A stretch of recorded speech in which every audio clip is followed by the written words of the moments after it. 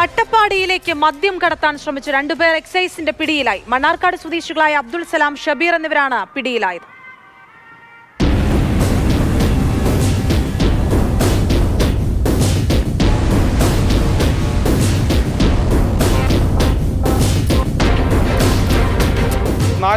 Litre ജവാൻ റമ്മാണ് ഇവർ അട്ടപ്പാടിയിലേക്ക് കടത്താൻ ശ്രമിച്ചത്.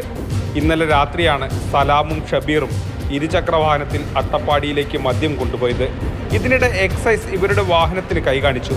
നിർത്താതെ പോയ ഇവരെ പിന്തുടർന്ന് പിടികൂടി. വാഹനം നിർത്തിയതും ഷബീർ ഇറങ്ങി ഓടി.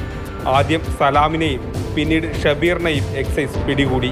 48 ലിറ്റർ മദ്യം, അളവിൽ കൂടുതൽ 48 ലിറ്റർ മദ്യം 2 ബാഗ് ഷോൾഡർ ബാഗുകളിലേക്ക് കടത്തിക്കൊണ്ടുപോയതായിരുന്നു. ആയത് അട്ടപ്പാടി മേഖലകളിൽ കൊണ്ടെത്തിച്ച് പല ഭാഗങ്ങളിൽ വിൽപ്പന നടത്തി കിട്ടുന്ന ലാഭം ഇവർ രണ്ടുപേരും വീതിച്ചെടുക്കുകയും ചെയ്യുന്നതാണ് ഈ പരിപാടി. ബീവറേജസിൽ നിന്നും മദ്യം പലപ്പോഴായി വാങ്ങി അട്ടപ്പാടിയിൽ വിൽക്കുന്നതാണ് ഇവരുടെ രീതി.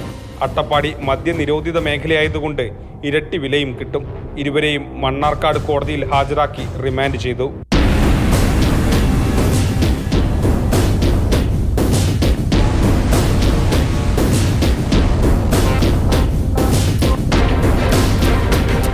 മാതൃഭൂമി ന്യൂസ്, പാലക്കാട്.